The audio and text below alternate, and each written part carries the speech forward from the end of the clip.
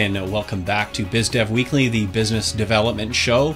And we have with us Chris Hamilton from SalesTipAday.com. Thanks for joining us, Chris. Thanks for having me, Kirsten. Okay, it's a good thing I don't have a store with frontage because Chris is about to slam 60% of the stores out there for bad signage.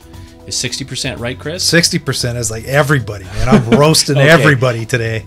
Caveat here, Chris doesn't have his own sign, but there is some truth to what he has to say, and you should listen up. Absolutely. Why don't you put my little graphic up there so I can show people? It's, my thought behind it is your sign sucks, right? It's what got me going on this was we'd interviewed Jeff Slutsky a few months ago, and he'd given some information about specifically even home contractors, people that provide services at home contracts or at houses.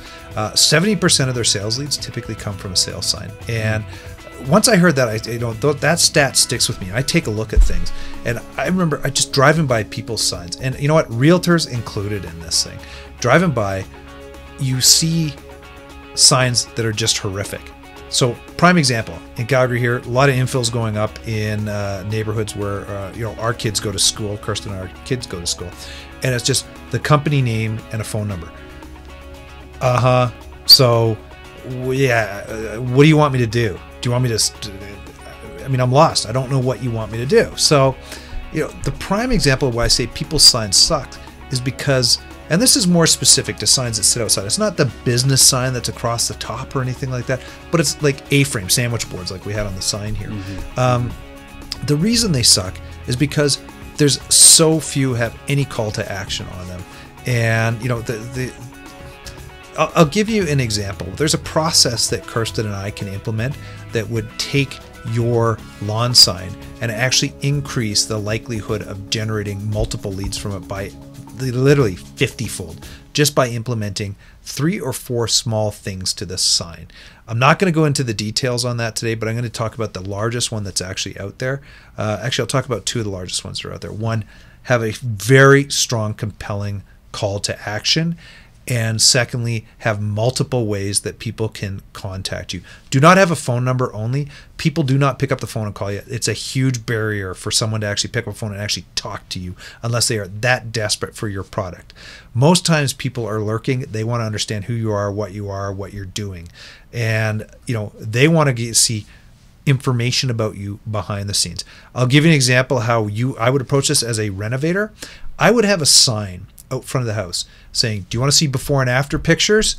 Go here, or take a look at this or follow this QR code, or go to this text code and follow this, and then put them through to before and after pictures of different jobs that you've done. People love before and after pictures, right? Once you're there, also try to get people on there as to get an email and a name so that you can continually be sending information to these people. Before and after pictures. Get our monthly before and after pictures of the jobs we're doing, right? People are lurkers. They want to see this sort of stuff. So, you know what? Why not use it to your advantage and generate a bucket load of sales leads against this stuff? It's mind-blowing to me that people don't do this, Kirsten. You can see I'm passionate about it. Oh, well, and just getting back to the origins, people keep putting signs up based on logos and based on graphics.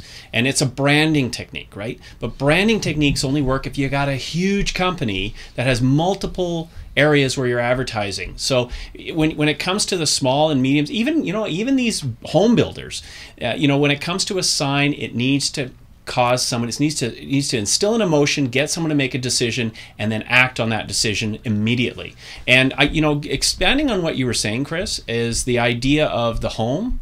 If somebody actually goes in and actually they're not going to go into the home because they're maybe afraid they're going to be sold to. They're not going to phone the phone number because they think someone's going to try to close them. But if you put up their virtual showroom, follow this text code, and you'll be able to see a 360 view of inside this show home. There's an example of how somebody can actually get to your site, and there's many ways in which you can track and hold on to those people once they've been to that site. Chris? One last point I want to make against this.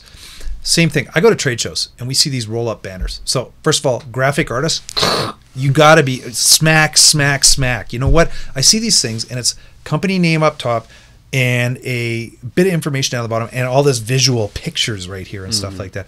You may think that's nice and it looks good, but you know what? You're not telling me what to do, where to go, and what does you want me to do? It's, it's like, come here to get a quote. Come here to see this. Come here to download a coupon. Like, hello, you want someone to do something. Advertising is not putting up a sign with pretty pictures on it. That's, drives me nuts. Obviously, you can tell. That was in a monopoly state. Now we've got a lot of stuff going on out there, and you've got to cut through that immediately. So great stuff, Chris. Yeah, you are passionate about it, there's no doubt. I think you kicked your chair a few times during that one presentation. But great stuff. And if you need more help from Chris, he does blog about this on a regular basis at salestipaday.com. And if you need immediate help, go to newlucid.com and you can actually contact us for business development help on this and many other topics. I'm here to make sure that your sign doesn't suck. Don't point, Chris. Anyways, or check out more pointing at bizdevweekly.com. That's our business development show online. Thanks, everyone, for joining.